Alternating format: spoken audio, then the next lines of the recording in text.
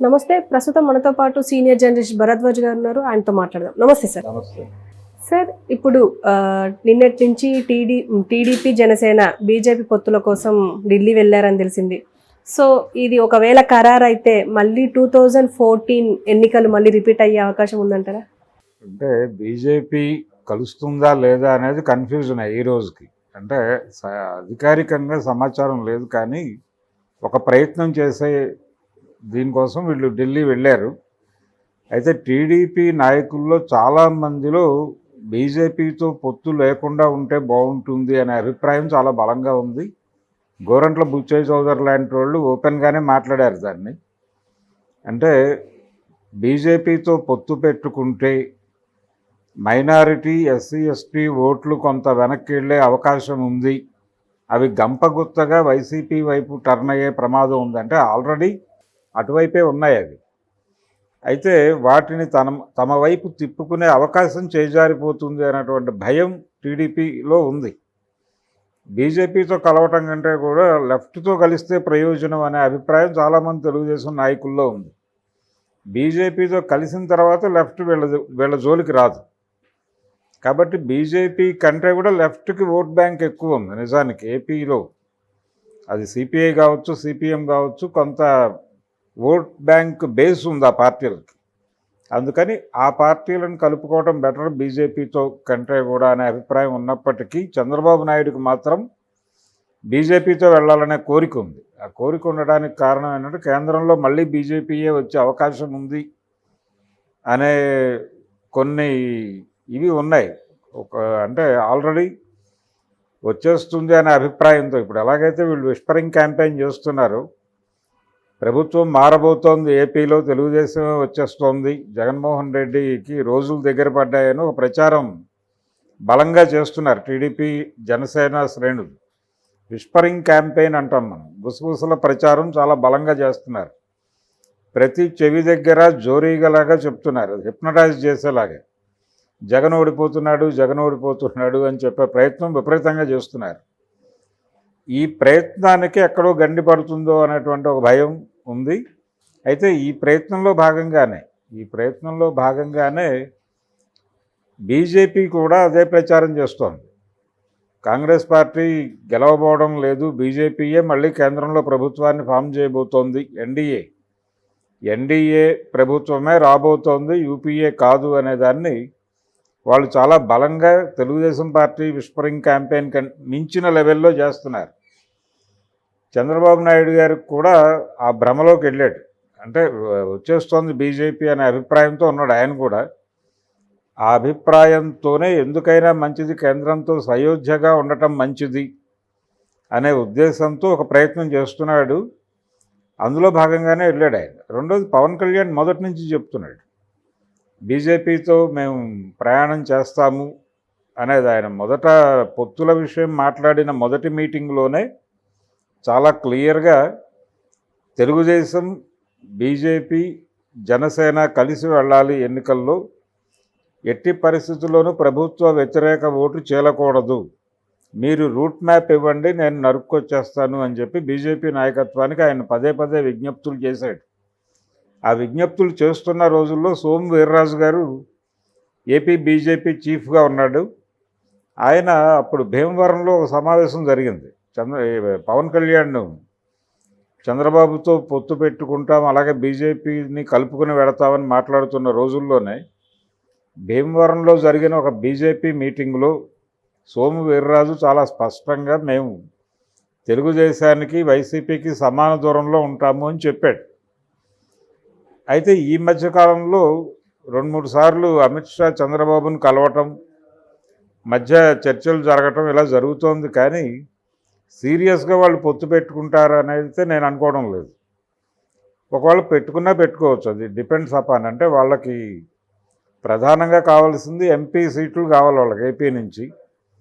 వాళ్ళు చంద్రబాబుతో పొత్తు పెట్టుకున్నంత మాత్రాన్ని జగన్మోహన్ రెడ్డితో దూరంగా ఉంటారని చెప్పలేము. వాళ్ళిద్దరితోనూ స్నేహంగానే ఉంటారు. చంద్రబాబుతో దూరంగా ఉన్నప్పుడు, దగ్గరగా ఉన్నప్పుడు కూడా వాళ్ళు జగన్తో దగ్గరగానే ఉన్నారు. 2014లో ఇందాక మీరు అన్నట్టుగా 3 పార్టీలు కలిసి పోటీ చేసినాయి. జనసేన ఆ రోజున పోటీలో లేదు, కేవలం ప్రచార బాధ్యత మాత్రమే తీసుకున్నాడు పవన్ కళ్యాణ్. ఆ 2 పార్టీలకి ఓటేయండి అని ప్రచారం చేశాడు ఆయన. ఓటు వేశారు, ప్రజలు గెలిపించారు. బీజేపీ తెలుగుదేశం కలిసి ప్రభుత్వాన్ని ఏర్పాటు చేసినాయి. ఇక్కడ ప్రభుత్వంలో అంటే తెలుగుదేశం ప్రభుత్వంలో బీజేపీ షేర్ తీసుకుంది, అలాగే కేంద్ర ప్రభుత్వంలో తెలుగుదేశం పార్టీకి వాటా ఇచ్చారు. ఈ క్రమంలో కూడా జగన్మోహన్ రెడ్డితో వ్యతిరేకంగా లేదు బీజేపీ. ఫ్రంట్ డోర్లో చంద్రబాబు ఉన్నాడు, బ్యాక్ డోర్లో జగన్ ఉన్నాడు. ఇద్దరితోనూ వాళ్ళు సమానంగానే వ్యవహరించారు. జగన్మోహన్ రెడ్డితో ఆ రోజున శత్రుత్వము లేదు. 2019 ఎన్నికల్లో జగన్మోహన్ రెడ్డితో నేరుగా పొత్తు పెట్టుకోలేదు. బీజేపీ విడిగానే పోటీ చేసింది, అలాగే వైఎస్ఆర్సీపీ విడిగా పోటీ చేసింది. తెలుగుదేశం పార్టీ జనసేనలు కూడా విడివిడిగానే పోటీ చేసినాయి. లెఫ్ట్ జనసేనతో ఉంది ఆ ఎన్నికల్లో. చంద్రబాబు నాయుడు భయం ఏంటంటే ఇప్పుడు వైఎస్ఆర్సీపీని ఎదుర్కోవటానికి కేవలం తన శక్తి మాత్రమే చాలదు అనే అభిప్రాయం బలంగా ఉంది చంద్రబాబు నాయుడుకి. కేవలం తను మాత్రమే జగన్మోహన్ రెడ్డిని ఎదుర్కొనే పరిస్థితుల్లో లేను అనేది, అంటే వేదాంత భాషలో చెప్పాలంటే స్వస్వరూప జ్ఞానం అంటారు. ఆ స్వస్వరూప జ్ఞానం వచ్చేసింది ఆయనకి. వచ్చి జగన్ని దెబ్బకొట్టాలంటే నలుగురిని కలుపుకుని వెళ్ళాలి అనేటువంటి ప్రోగ్రాంలో భాగంగానే ఆయన పవన్ కళ్యాణ్ని కలుపుకుని వెళ్ళే ప్రయత్నం చేస్తున్నాడు. అలాగే కాంగ్రెస్ పార్టీని కూడా రంగప్రవేశం చేయించాడు ఆయనే. అంటే కాంగ్రెస్ పార్టీకి ఏపీలో తన శాఖని పునరుద్ధరించుకునేటువంటి కార్యక్రమం ఉంది. ఆ కార్యక్రమంలో భాగంగానే షర్మిలని తీసుకురావడం, షర్మిలకి తెలుగుదేశం పార్టీకి చెందినటువంటి మీడియాలో దక్కుతున్నటువంటి ప్లేస్, ఆవిడ ఏం మాట్లాడినా కానీ ఆంధ్రజ్యోతి, ఈనాడు విపరీతంగా జనంలోకి తీసుకెళ్లే ప్రయత్నం చేస్తున్నాయి. ఆవిడ కన్నీరు పెట్టుకున్న, అలాగే తెలుగుదేశానికి సంబంధించినటువంటి సోషల్ మీడియా ప్లాట్ఫామ్స్ కూడా నిన్నంతా అంటే ఆవిడ ఒక సభలో కన్నీరు పెట్టుకుంది, మా అన్న నాకు అన్యాయం చేశాడు అని. ఆ కన్నీరు పెట్టుకున్న ఫోటో తీసి దాదాపు తెలుగుదేశానికి సంబంధించిన సోషల్ మీడియా మొత్తం ఆడపడుచు కన్నీరు ఇంటికి చేయటు అని ఒకళ్ళు, ఆడబిడ్డ, ఇలా రకరకాలుగా, అంటే కన్నీరు, ఒక చెల్లెలు కన్నీరు పెట్టుకుంటే తోబుట్టు కన్నీరు ఇంటికి చేయటు, ఇలా టైటిల్స్ పెట్టి జనంలోకి పంపు చేసే ప్రయత్నం చేస్తున్నారు. ఈ ధోరణి చూస్తే కాంగ్రెస్ పార్టీతో కూడా దగ్గరగా వ్యవహరిస్తున్నాడు చంద్రబాబు అని అనిపిస్తుంది. అలాగే ఆయన సభల్లో ఆయన పవన్ కళ్యాణ్ని చాలా గౌరవప్రదంగా పొగుడుతున్నాడు. గౌరవనీయులు పవన్ కళ్యాణ్ అని మాట్లాడుతున్నాడు. గౌరవనీయులు పవన్ కళ్యాణ్ అని మాట్లాడుతున్నాడు. లోకేష్ ఏమో పవన్ అన్న అని మాట్లాడుతున్నాడు. ఈ క్రమంలోనే షర్మిలకి జరిగిన అన్యాయం గురించి కూడా తప్పనిసరిగా మాట్లాడుతున్నాడు. అంటే చంద్రబాబు కూడా అప్రకటితంగా కాంగ్రెస్తోనూ ప్రకటితంగా బీజేపీతోనూ వెళ్ళాలనే ప్రోగ్రాం ఏదో ఉంది ఆయన బ్రెయిన్లో. బీజేపీ ఎలాగైతే జగన్మోహన్ రెడ్డితో ఉంటూనే తెలుగుదేశం పార్టీతో కూడా ఉండడానికి ట్రై చేస్తోందో, అదే పద్ధతిలో బీజేపీతో ఉంటూనే కాంగ్రెస్తో, ఈ కాంగ్రెస్ బీజేపీ మళ్ళీ జాతీయ స్థాయిలో పోటీదారులు. రాహుల్ గాంధీ ప్రధాని అవ్వాలా, మోడీ ప్రధాని అవ్వాలా అనేది జాతీయ స్థాయి గొడవ. రేపు పార్లమెంట్ ఎన్నికలు కూడా జరగబోతున్నాయి. ఈ కీలక సమయంలో ఈ 2 పార్టీలు ప్రత్యర్థులుగా తలబడుతున్నటువంటి 2 జాతీయ పార్టీలతోనూ సన్నిహితంగా ఉండే ప్రయత్నం చేస్తున్నాడు. ఈ ప్రయత్నం అంతా కూడా దేనికి చేస్తున్నాడు అంటే, జగన్మోహన్ రెడ్డి అంటే విపరీతమైన భయం ఉంది ఇతనిలో. జగన్మోహన్ రెడ్డిని ఎలాగైనా ఆపాలి, ఎట్టి పరిస్థితుల్లోనూ ఈసారి తెలుగుదేశం పార్టీని అధికారంలోకి తీసుకురావాలి అనేది ప్రోగ్రాం. ఆయనే చెప్పుకున్నట్టుగా చివరి ఎన్నిక అని చెప్పుకున్నాడు కర్నూలులో. ఇది నా చివరి ఎన్నిక, ఈసారి నన్ను గెలిపించండి, మళ్ళీ నేను అడగను అన్న పద్ధతిలో ఓ ప్రామిస్ చేశాడు. కానీ ఓటర్ మనసులో ఉన్న అభిప్రాయం ఏంటంటే, జగన్మోహన్ రెడ్డి చాలా అన్యాయం చేశాడు రాష్ట్రానికి అని వీళ్ళు మాట్లాడుతున్నారు. కానీ కొన్ని సెక్షన్స్కి ఆయన సంక్షేమ పథకాల ద్వారా లబ్ధి పొందినటువంటి వాళ్ళు బాగానే ఉన్నారు. రెండవది, తెలంగాణకి అక్కడికి తేడా ఏంటంటే, తెలంగాణ ఎన్నికల్లో అర్బన్ ఓటరు బీఆర్ఎస్తో ఉన్నాడు, రూరల్ ఓటరు కాంగ్రెస్తో వెళ్ళాడు. ఆ డివిజన్ తీసుకొచ్చి ఇక్కడ వ్యాఖ్యానాలు చేస్తున్నారు. ఏది ఏపీ ఎలక్షన్స్కి పట్టుకొచ్చి దీని మీద మాట్లాడుతున్నారు. కానీ అక్కడ అర్బన్ ఓటరు రూరల్ ఓటరు అనేటువంటి విభజన లేదు సీరియస్గా. ఎందుకంటే ఇక్కడ హైదరాబాద్ అనేది ప్రధానంగా సెటిలర్స్ క్యాంప్గా ఉంది. ఈ సెటిలర్స్ కేవలం ఆంధ్రోళ్ళు మాత్రమే కాదు, ప్రపంచవ్యాప్తంగా సెటిలర్స్ ఉన్నారు హైదరాబాదులో. ఈ ప్రపంచవ్యాప్త సెటిలర్స్ అందరూ బీఆర్ఎస్తో ఉంటే బెటర్ అనుకున్నారు. అంటే లోకల్గా ఉన్న ఎక్కడైనా సరే పరాయి ఊరు నుంచి వచ్చిన వాడు లోకల్గా ఉన్నటువంటి ఒక డామినెంట్ పర్సన్కి దగ్గరగా ఉండాలనుకుంటారు. అది మానవ నైజం. అందులో భాగంగా వాళ్ళు బీఆర్ఎస్ కోటేశారు అనుకూలంగా. ఈ పరిస్థితి అక్కడ లేదు. రెండోది, అక్కడ మధ్యతరగతి, ఎగువ మధ్యతరగతి, బ్రాహ్మణ, కమ్మ, రెడ్డి కాదు అంటే రెడ్డి ఓట్లు కూడా కన్సాలిడేట్ అయ్యి లేవు వైసీపీ వెనకాలని అంటున్నారు. ప్రధానంగా కమ్మ, బ్రాహ్మణ, వైశ్య ఓట్ బ్యాంకు సాలిడ్గా తెలుగుదేశం పార్టీతో ఉంది అనేది పిక్చర్. అందుకని మధ్యతరగతి, ఎగువ మధ్యతరగతి, అంతకంటే ఉన్నత తరగతి, ఈ ఓట్ బ్యాంక్ అంతా కూడా తెలుగుదేశం పార్టీతో వెళ్ళిపోతుంది. కింది ఓట్లు మాత్రమే జగన్తో ఉన్నాయి అనేది వినిపిస్తున్నటువంటి మాట. కనిపిస్తున్నటువంటి పరిస్థితి ఏంటంటే నెమ్మదిగా మిడిల్ క్లాస్ను కూడా తన వైపు డైవర్ట్ చేసుకోవడానికి ఆయన చేస్తున్నాడు.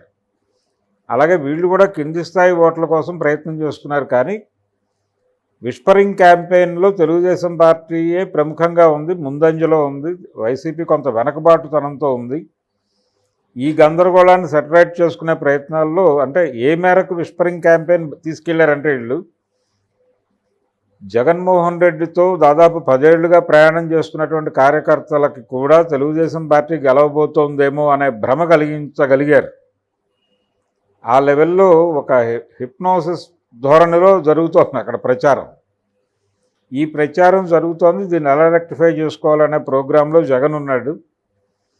ఈ గందరగోళం మధ్య ఎంతమందిని వీలైతే అంతమందిని కలుపుకొని జగన్ని ఈసారి ఎట్టి పరిస్థితుల్లోనూ అధికారంలోకి రానివ్వకూడదు అనే ప్రయత్నంలో చంద్రబాబు నాయుడు గారు వెంపర్లాడుతున్నాడు. నిజానికి వెంపర్లాడటం అనేది కరెక్ట్ మాట. ఆయన అవసరమైతే ఎక్కడైనా సరే అంటే జగన్మోహన్ రెడ్డి పొత్తు పెట్టుకోవడానికి ప్రపంచంలోనే ఒక పార్టీ కూడా మిగలకూడదు అన్న పద్ధతిలో ప్రయత్నం చేస్తున్నాడు. ఎక్కడో అంటే అంగారక గ్రహంలో ఏదన్నా పొలిటికల్ పార్టీ ఉందంటే దాంతో కూడా పొత్తు పెట్టుకోవడానికి రెడీ అయిపోతున్నాడు.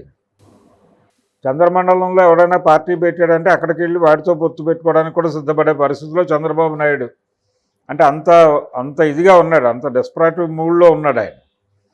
ఎట్టి పరిస్థితుల్లోనూ గెలవాలి అనేటువంటి ప్రోగ్రాం. ఇందుకోసమనే ఢిల్లీ వెళ్ళాడు ఆయన. ఢిల్లీ వెళ్ళాడు. ఇక్కడ నాయకుల్లో వ్యతిరేకత ఉన్నప్పటికీ అలాగే జనసేనలో కూడా ఒక గందరగోళం ఉంది. జనసేనలో గందరగోళం ఉంది అని అంటున్నారు. కానీ జనసేన క్యాడర్లో జగన్మోహన్ రెడ్డికి వ్యతిరేకంగా వెళ్ళాలి అనేటువంటి కోరిక ఉంది. అంటే పవన్ కళ్యాణ్కి జగన్మోహన్ రెడ్డికి జరిగిన యుద్ధం, మాటల యుద్ధం తాలూకా ప్రభావం క్యాడర్ మీద ఉంది. వాళ్ళు ఎట్టి పరిస్థితుల్లోనూ జగన్కి వ్యతిరేకంగా వెళ్ళాలి అనేటువంటి మూడ్లో ఉన్నారు. అందుకని అనివార్యంగా జగన్కి వ్యతిరేకంగా తెలుగుదేశం పార్టీతో ట్రావెల్ అవ్వక తప్పని పరిస్థితి పవన్ కళ్యాణ్కి ఉంది. అలాగే బీజేపీ కూడా అదే కోరుకుంటోంది. పవన్ కళ్యాణ్ని తమ ఏజెంట్గా వాళ్ళు భావిస్తున్నారు. ఎన్డీఏలో భాగస్వామి పవన్ కళ్యాణ్ కాబట్టి ఎన్డీఏ ఏజెంట్గా తెలుగుదేశం పార్టీతో ఉన్నాడు ఆయన. అంటే ఆల్రెడీ ఎన్డీఏ ఉన్నట్టే. ఇక్కడ తెలుగుదేశం పార్టీతో ఆల్రెడీ ఎన్డీఏ కూటమి నుంచి ఒక ప్రతినిధి పొత్తు పెట్టుకుని ఉన్నాడు. ఇప్పుడు కొత్తగా బీజేపీ పెట్టుకున్నా పెట్టుకోకపోయినా ప్రమాదం ఏం లేదు. కాకపోతే బీజేపీ విడిగా పోటీ చేస్తుంది కొన్ని సీట్లు. ఆ సీట్లలో గెలుస్తారా లేదా అనేది వేరే గొడవ. కానీ పోటీ అయితే బీజేపీ విడిగా పోటీ చేస్తుంది.